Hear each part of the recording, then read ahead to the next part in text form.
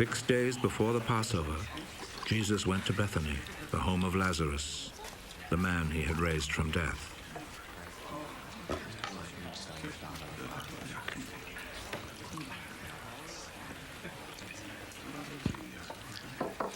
They prepared a dinner for him there, which Martha helped serve. Lazarus was one of those who were sitting at the table with Jesus.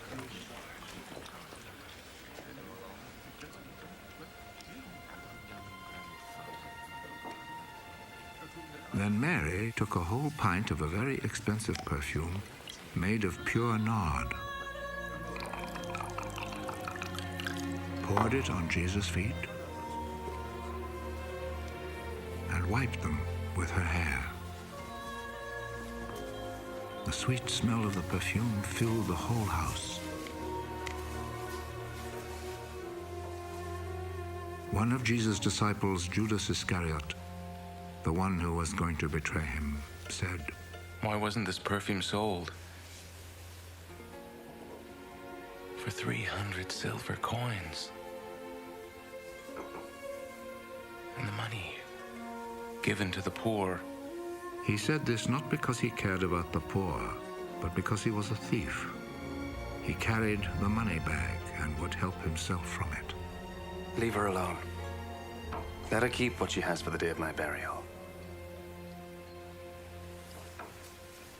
You will always have poor people with you, but you will not always have me.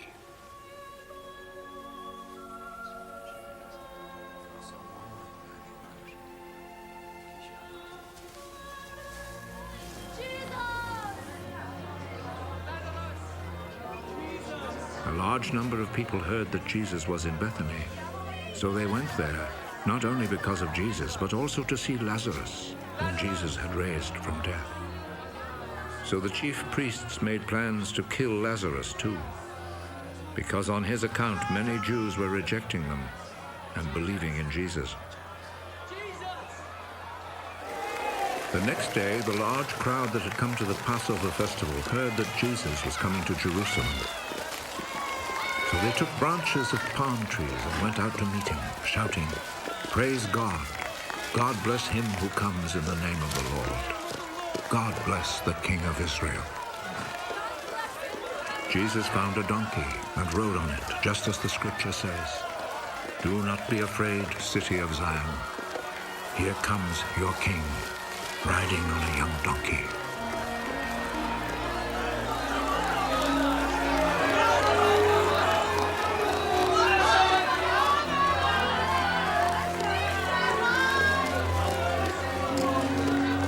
His disciples did not understand this at the time, but when Jesus had been raised to glory, they remembered that the scripture said this about him, and that they had done this for him.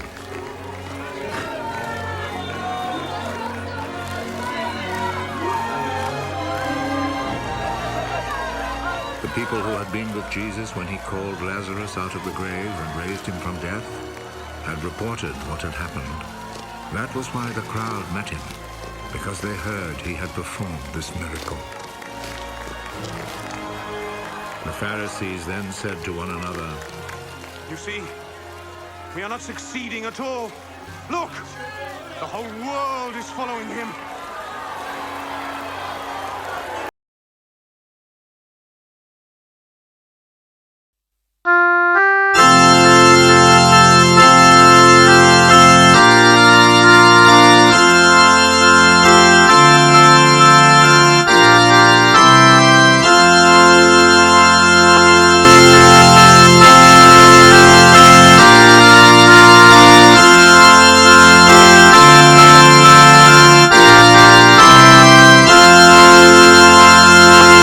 Jisu laki jong ki kam jong ki pynphong ha jing khawai trai shim ya ka jai te ya ka ha seng kai bat ha da bor the bat sait ya ki kjat ki sen ran jong para ya kabangale sim pikot shisha kenyade ladana usimna saki kjat jongpi biru le kumju bat satya ki weiru.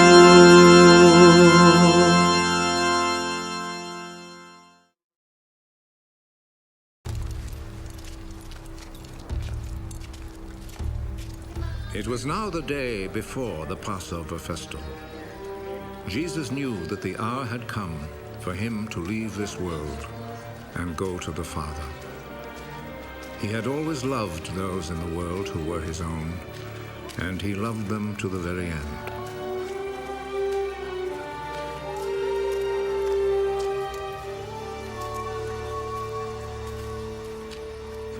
Jesus and his disciples were at supper.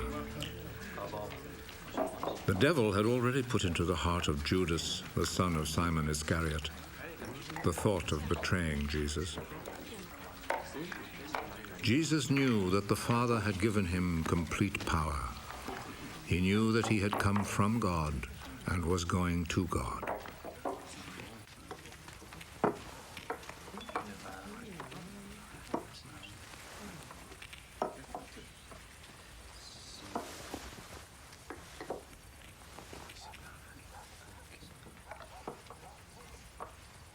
So he rose from the table, took off his outer garment, and tied a towel round his waist.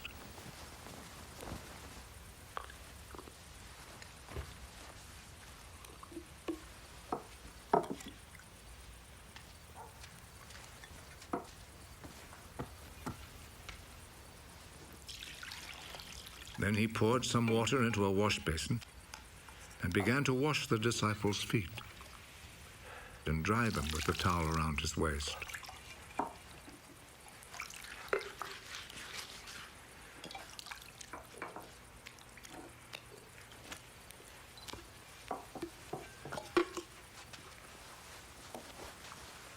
he came to Simon Peter. Are you going to wash my feet, Lord?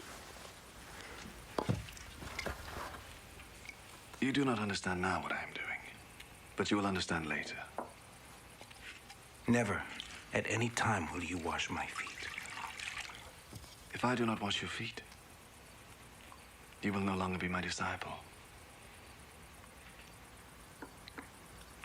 Lord, do not wash only my feet, and wash my hands and head too.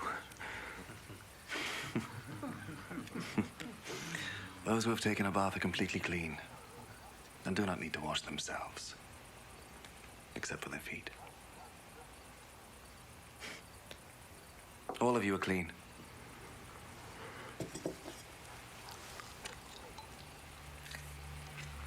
All except one.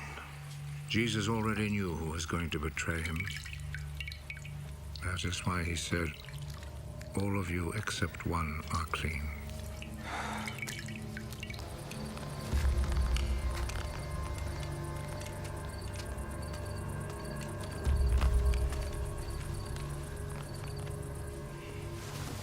After Jesus had washed their feet, he put his outer garment back on and returned to his place at the table. Do you understand what I have just done to you?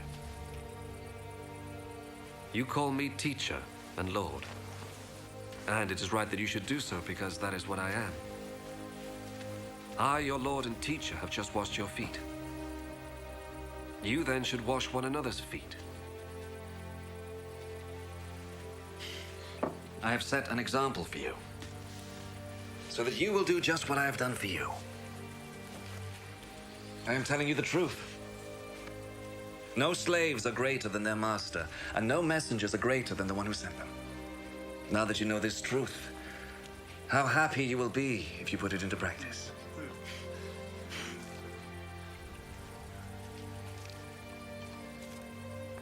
I'm not talking about all of you. I know those I have chosen. But the scripture must come true that says the man who shared my food turned against me. I tell you this now before it happens, so that when it does happen, you will believe that I am who I am. I am telling you the truth. Whoever receives anyone I send receives me also. And whoever receives me receives him who sent me.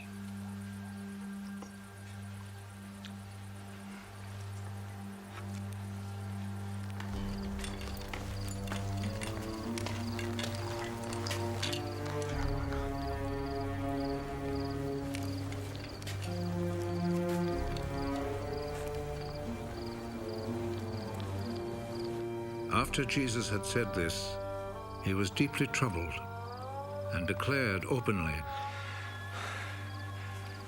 I am telling you the truth. One of you is going to betray me.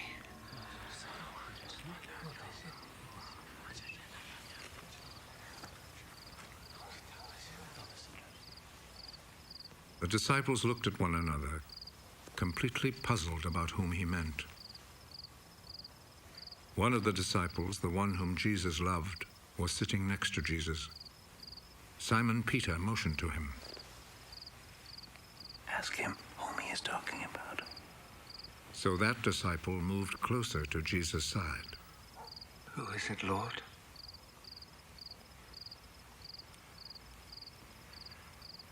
I will dip some bread in the sauce and give it to him. He is the man.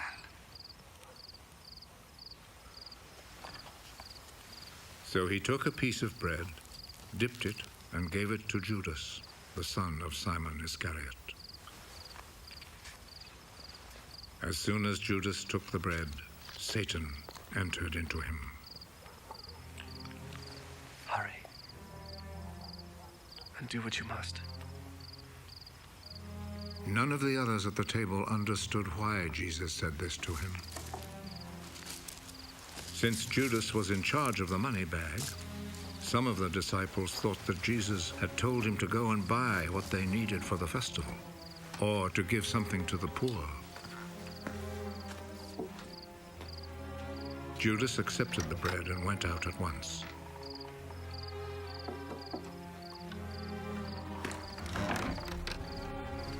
It was night.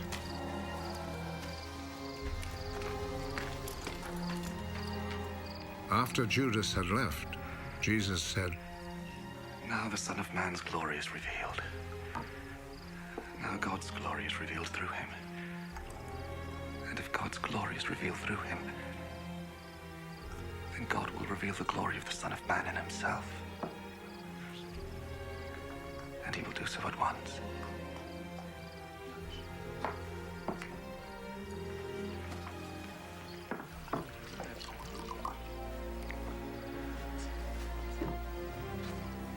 My children, I shall not be with you very much longer. You will look for me, but I tell you now what I told the Jewish authorities. You cannot go where I am going.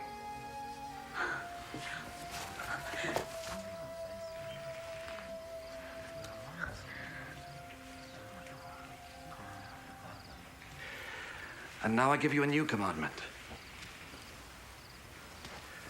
Love one another. As I have loved you, so you must love one another. If you have love for one another, then everyone will know that you are my disciples. Where are you going, Lord? You cannot follow me now where I am going. But later you will follow me. Lord, why can't I follow you now? I am ready to die for you. Are you really ready to die for me? I am telling you the truth. Before the rooster crows, you will say 3 times that you do not know me. Do not be worried and upset.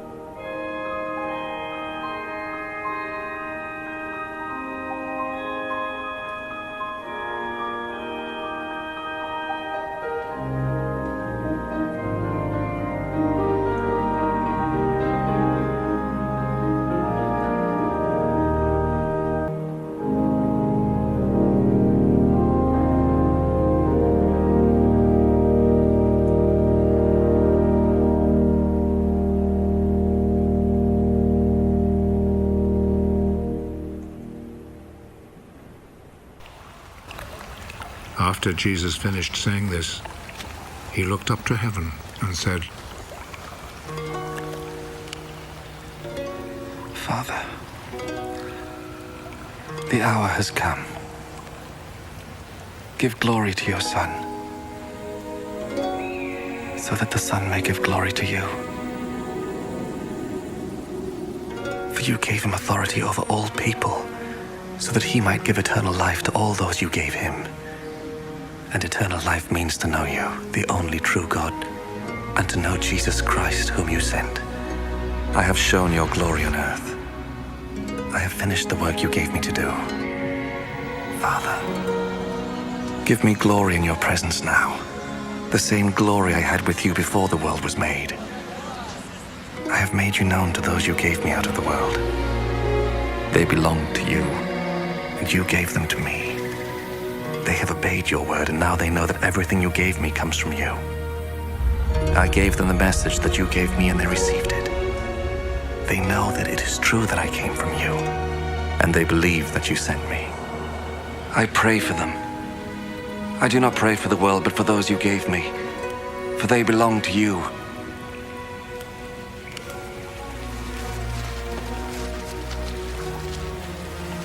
All I have is yours.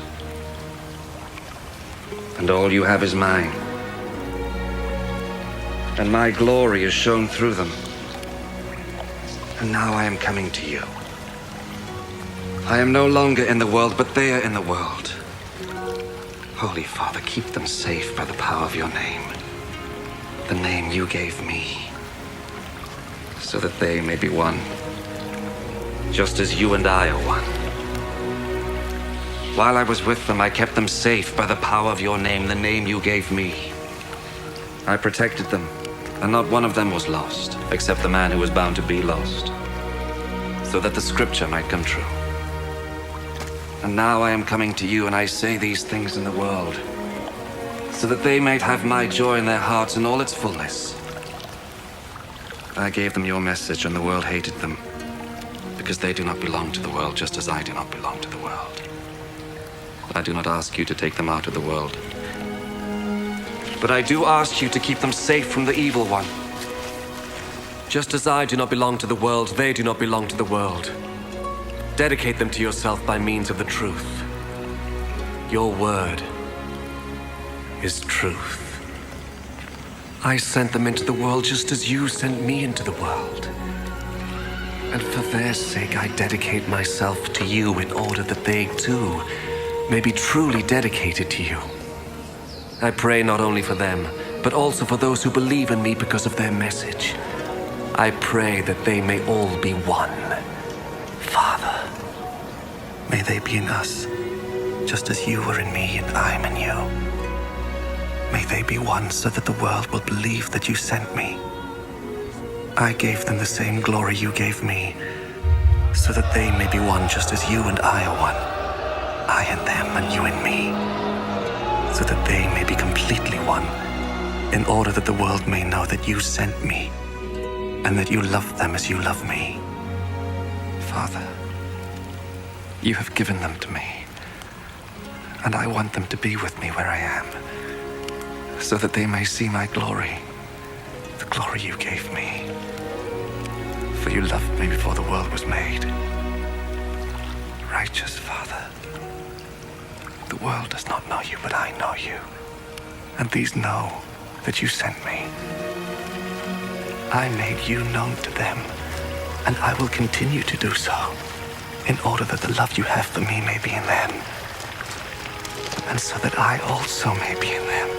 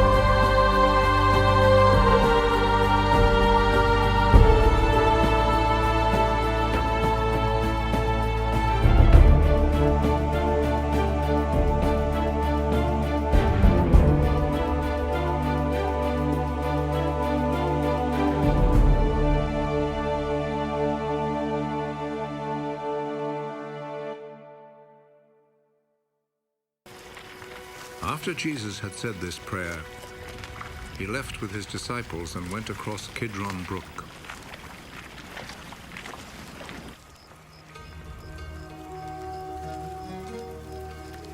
There was a garden in that place, and Jesus and his disciples went in.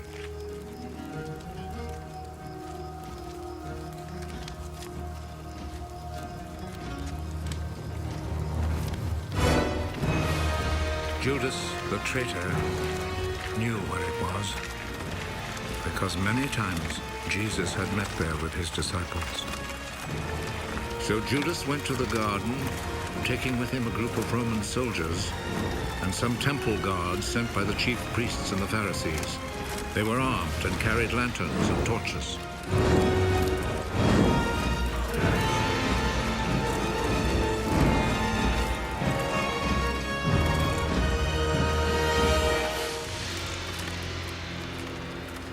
Jesus knew everything that was going to happen to him, so he stepped forward and asked them, Who is it you are looking for?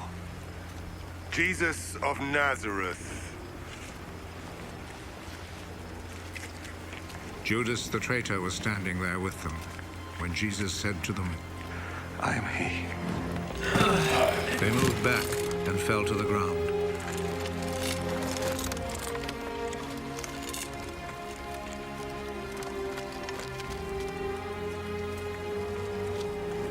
Again, Jesus asked them,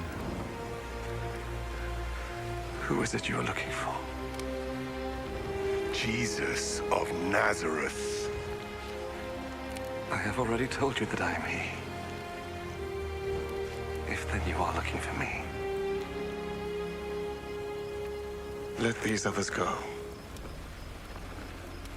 He said this so that what he had said might come true.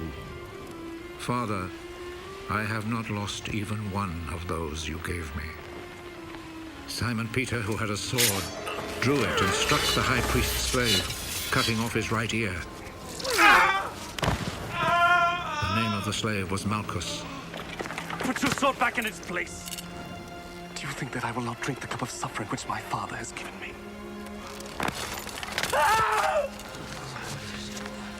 Then the Roman soldiers, with their commanding officer and the Jewish guards, arrested Jesus, tied him up,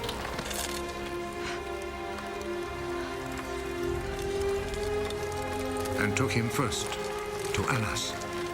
He was the father-in-law of Caiaphas, who was high priest that year.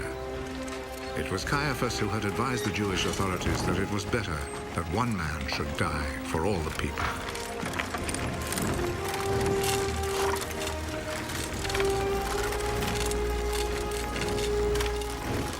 Simon Peter and another disciple followed Jesus. That other disciple was well known to the high priest, so he went with Jesus into the courtyard of the high priest's house, while Peter stayed outside by the gate.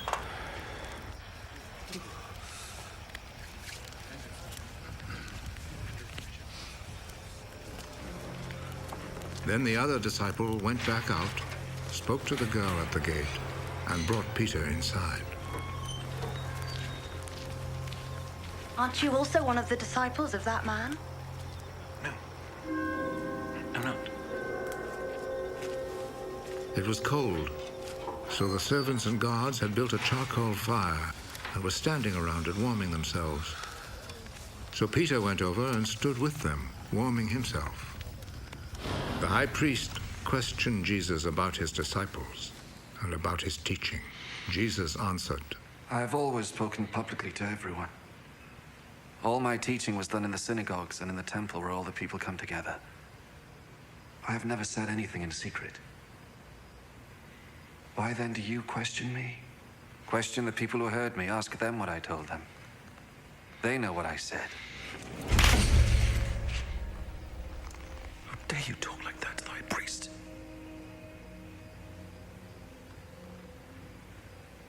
If I have said anything wrong,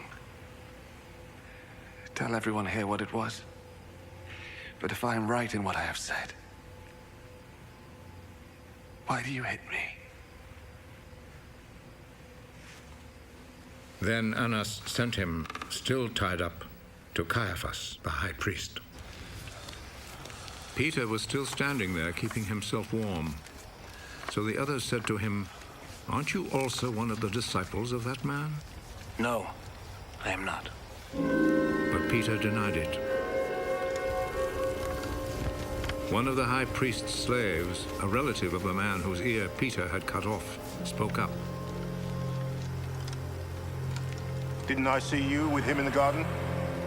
No. And at once, a rooster crowed.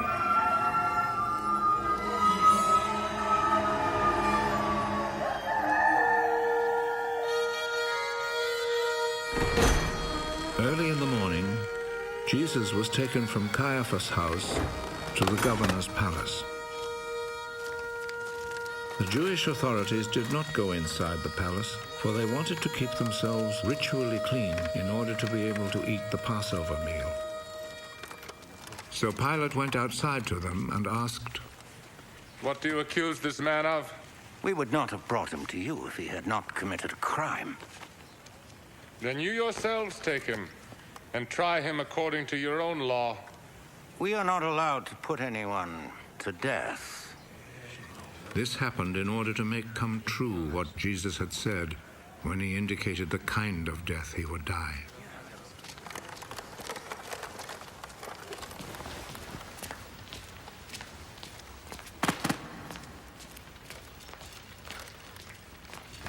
Pilate went back into the palace and called Jesus.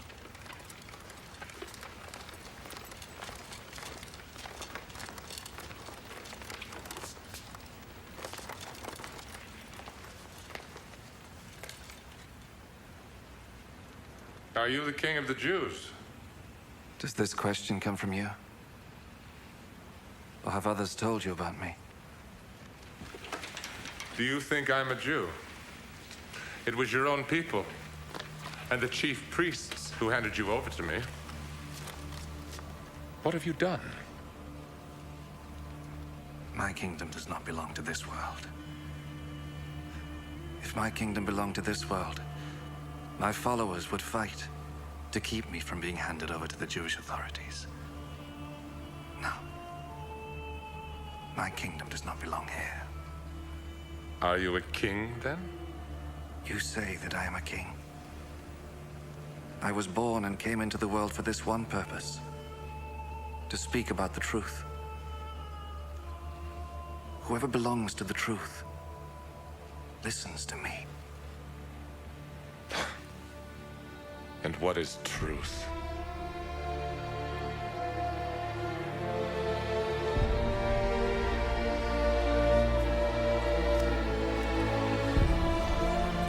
Then Pilate went back outside to the people and said to them, I cannot find any reason to condemn him, but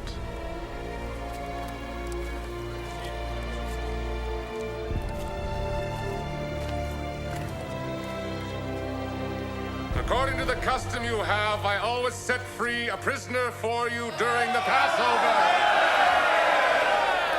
Do you want me to set free for you the King of the Jews? They answered him with a shout.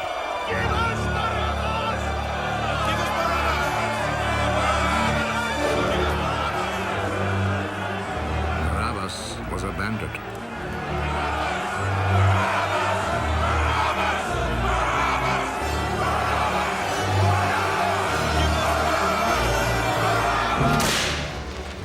Then Pilate took Jesus and had him whipped.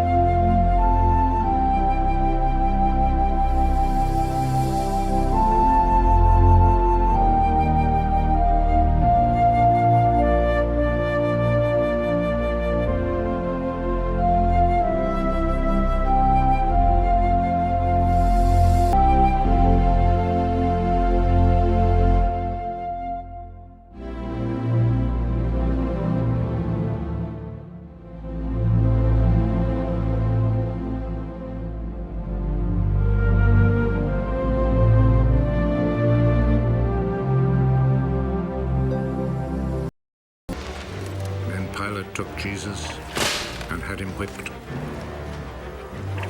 The soldiers made a crown out of thorny branches and put it on his head.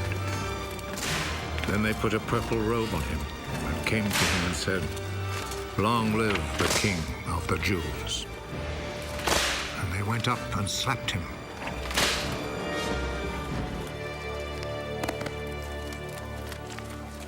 Pilate went back out once more and said to the crowd,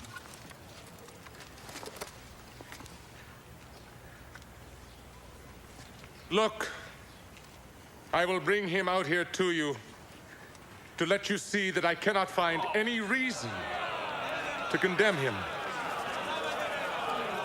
Look, here is the man.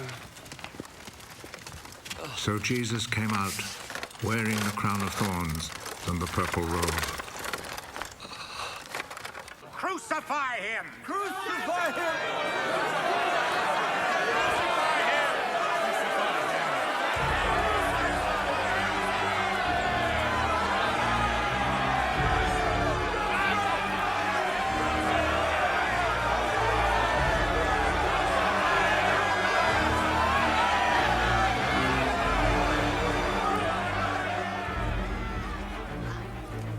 You take him then and crucify him. I find no reason to condemn him. We have a law that says he ought to die because he claimed to be the Son of God.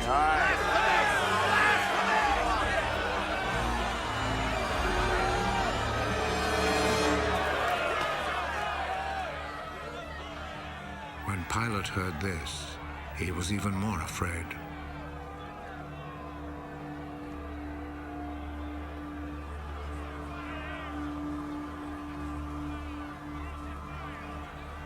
He went back into the palace and asked Jesus, Where do you come from? but Jesus did not answer. You will not speak to me. Remember, I have the authority to set you free and also to have you crucified. You have authority over me. Only because it was given to you by God. So the man who handed me over to you is guilty of a worse sin. When Pilate heard this, he tried to find a way to set Jesus free.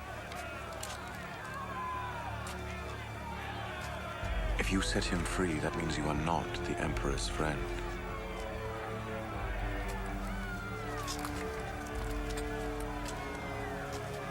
Anyone who claims to be a king is a rebel against the Emperor.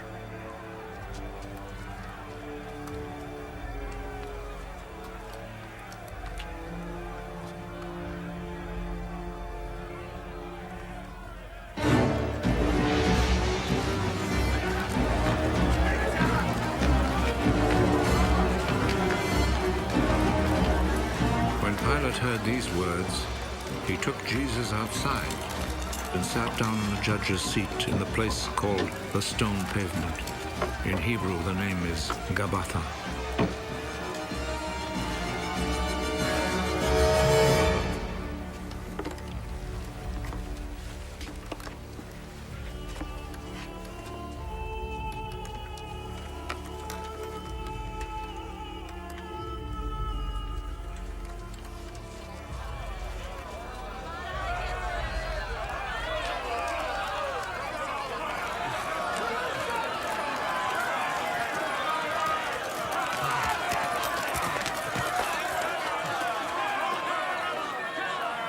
It was then almost noon of the day before the Passover.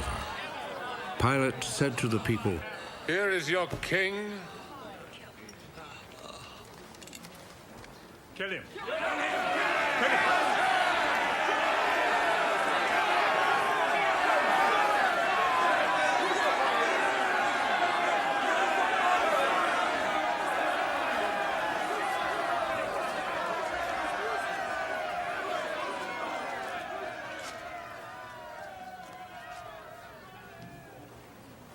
Do you want me to crucify your king?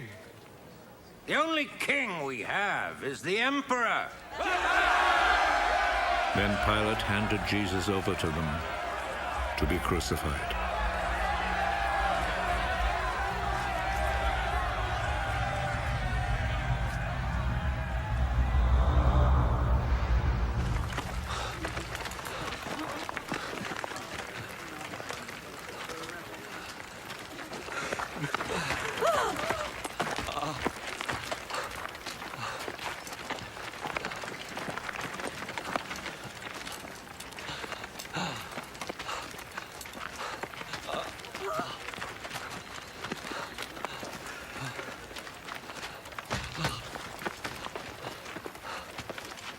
So they took charge of Jesus.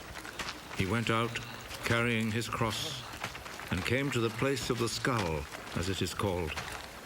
In Hebrew it is called Golgotha.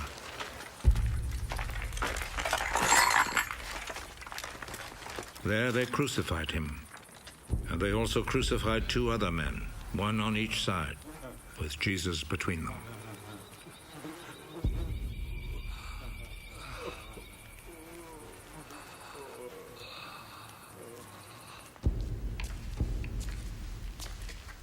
Pilate wrote a notice and had it put on the cross. Jesus of Nazareth, the King of the Jews, is what he wrote.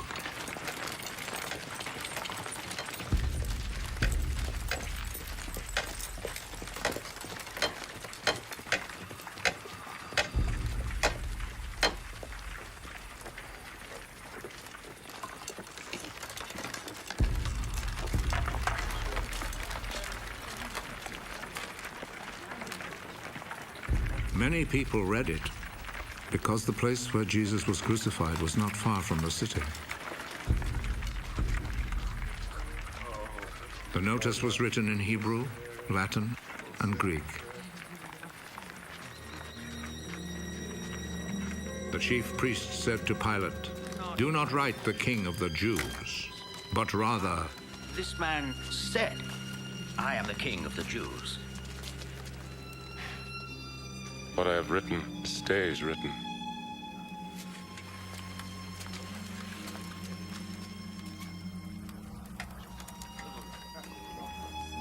After the soldiers had crucified Jesus, they took his clothes and divided them into 4 parts, 1 part for each soldier. They also took the robe, which was made of 1 piece of woven cloth without any seams in it. The soldiers said to one another, "Let's not tear it. Let's throw dice to see who will get it." This happened in order to make the scripture come true. They divided my clothes among themselves and gambled for my robe. And this is what the soldiers did. Standing close to Jesus' cross were his mother's sister, Mary, the wife of Clopas, and Mary Magdalene. Jesus saw his mother and the disciple he loved standing there. He is your son. Then he said to the disciple, She is your mother. From that time, the disciple took her to live in his home. Jesus knew that by now everything had been completed. And in order to make the scripture come true, he said,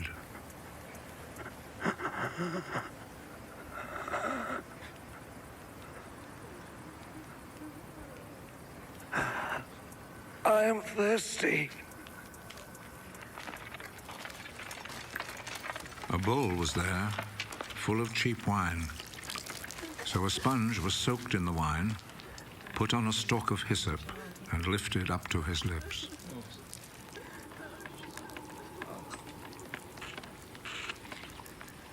Jesus drank the wine.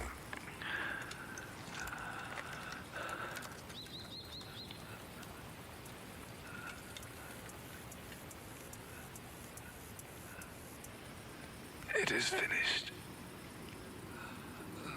Then he bowed his head and gave up his spirit.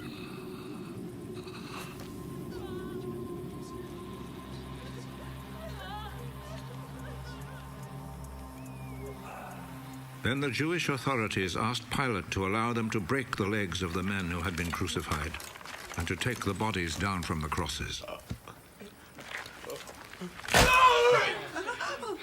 They requested this because it was Friday, and they did not want the bodies to stay on the crosses on the Sabbath, since the coming Sabbath was especially holy. So the soldiers went and broke the legs of the first man and then of the other man who had been crucified with Jesus. But when they came to Jesus, they saw that he was already dead, so they did not break his legs. One of the soldiers, however, plunged his spear into Jesus' side.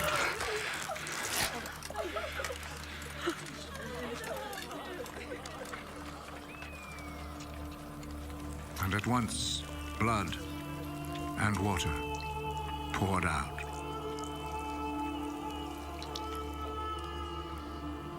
The one who saw this happen has spoken of it, so that you may also believe. What he said is true, and he knows that he speaks the truth. This was done to make the scripture come true. Not one of his bones will be broken.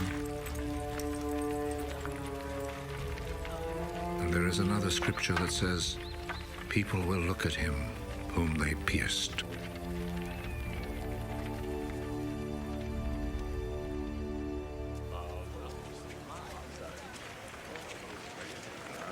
After this, Joseph, who was from the town of Arimathea, asked Pilate if he could take Jesus' body. Joseph was a follower of Jesus, but in secret because he was afraid of the Jewish authorities. Pilate told him he could have the body, so Joseph went and took it away. Nicodemus, who at first had gone to see Jesus at night, went with Joseph, taking with him about 100 pounds of spices, a mixture of myrrh and aloes.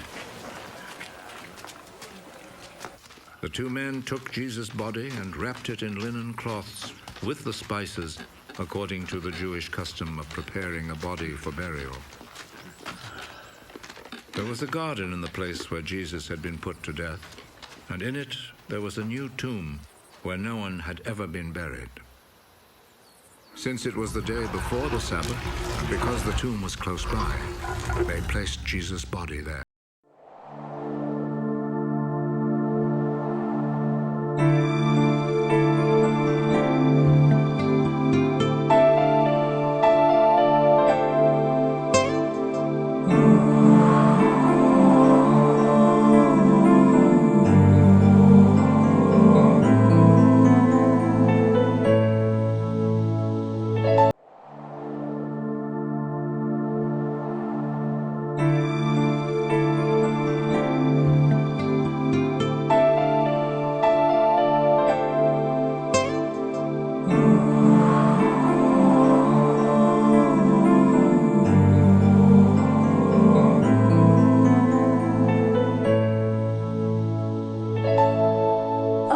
uJisu, Kospel Ioannis